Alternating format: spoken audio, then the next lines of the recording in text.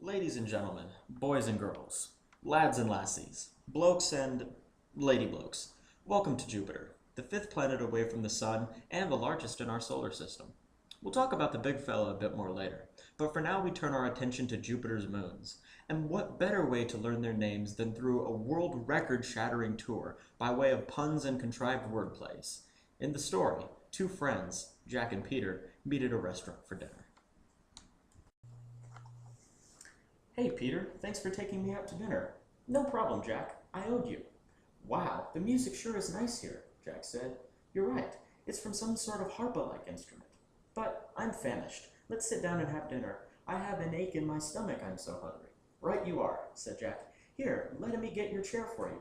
Now just you hold on a second, exclaimed Peter. I'm not a child. You get thy own chair, and I'll get mine. Sorry, Jack said. I was only trying to help. You don't have to treat me like some sort of arch rival. Soon, their differences were settled and they sat down to dinner. Wow, Jack said, all of these items on the menu look foreign to me. Did you ever eat anything here before? Of course I have. Why do you think? Just then, Peter's cell phone rang. Who's that? Jack asked. It's a no one, Peter responded. Are you sure you're all right? Jack queried. You seem a little down. Are you still upset about the crumbling lawn ornament in your front yard? I suppose so, Peter admitted. The ear and gnome fell off last night and the kids are a bit upset by it. They missed, about a week of class, they were so sad. Maybe it's time to just throw the statue away. Sort of a lawn gnome euthanasia. Wow, I was thinking the exact same thing, said Peter. You're like some form of mini-me. Oh, don't be silly, Jack said. Now let's order our food. What tastes good? The kale is amazing, Peter responded. You must be rotten to the core if you think I'm going to eat that. I'd probably have to be carted away in a hearse. Oh, come on, Peter said. It's not like there are any locusts in it. In fact, I shall dean on it myself. How do you eat it? Jack asked. Well, Peter explained, you pour it on the sauce and it tastes amazing. I'm still not sure, Jack confessed. Or are those eggs any good? Not at all, Peter said. You're better off getting carp or something else. That sounds horrible, Jack explained. I just don't know what to get. I might just leave. Oh, come on, Peter said. There is no reason to resort to a drastic measure like that. All I meant is, said Jack, getting a little testy, is that nothing here seems tasty, his voice trailing off. Don't get despondent, he said. Here, I'll order for you. That should pacify you. I don't want you to, Jack said, raising his voice. Well then, Peter retorted, starting to get a little angry himself, I guess you're up a creek without a paddle. Just then, the waiter, who had evidently been snoping in on the conversation, interjected. Hey, you two, this is a peaceful restaurant. Go and mediate your problems elsewhere. Both of you are grown men. You ought to know better.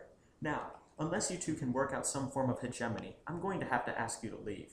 And what if I leave without paying? Asked Jack. Stop! Thief! The waiter shouted. Just then, the house band came over playing the ukulele. Calming down a bit, Jack came to his senses. Maybe we should just leave. Don't you have to go home and mow your lawn? No, Peter responded. That's my daughter Callie's chore. In fact, I should call her, in about 15 minutes to remind her. Maybe we should try and do dinner another day. Call me when you have the time.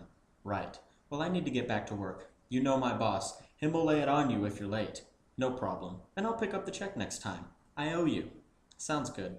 Say, I think I'll get something to munch on during the drive back. Passa the kale.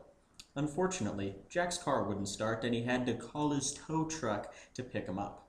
He liked that he had a AAA membership, but it had been such a long day, Jack decided to just go home. And the star had some sons and daughters, some without water, some cool and some run hotter. Unfortunately, this is the campaign season, and other planets are starting to distort information about Jupiter to try and take it down a few notches. Let's take a look at just a few of the baseless accusations being leveled at our beloved Jupiter. Let's have 30 seconds on the clock, please. All right. Ready? Jupiter. Name the first president of the United States. Jupiter. Wrong. What's 7 plus 3? Jupiter. Wrong. Name a fruit used mostly in apple pie. Jupiter. Wrong. How many items in a dozen? Jupiter. Wrong. What's the opposite of hot? Jupiter. Wrong. These unfounded allegations have no place in our planetary dialogue. Furthermore, look who they're being made by. Saturn, a jealous smaller planet whose only redeeming quality is that it always wears its seatbelt. Now that Saturn's libelous claims are out of the way, let's take a look at what Jupiter is really about. Jupiter is an object of action, rotating once every 9 hours and 56 minutes. It's also the largest object in our solar system, besides the Sun, clocking in at nearly 90,000 miles in diameter. In fact, it's so impressive, the US has sent 6 space probes to the gas giant, just to get a closer look. So it's pretty good looking. And even though it radiates twice as much heat as it receives, its effective temperature is still negative 234 degrees Fahrenheit. However, once you get below the clouds, the temperature is near 70 degrees Fahrenheit, about room temperature. Clearly, once you get away from Saturn's lies and distorting images, you see that Jupiter is just like the rest of us. If we were a giant ball of gas and liquid made up of 86% hydrogen and 14% helium. You see, we're basically twins. Jupiter.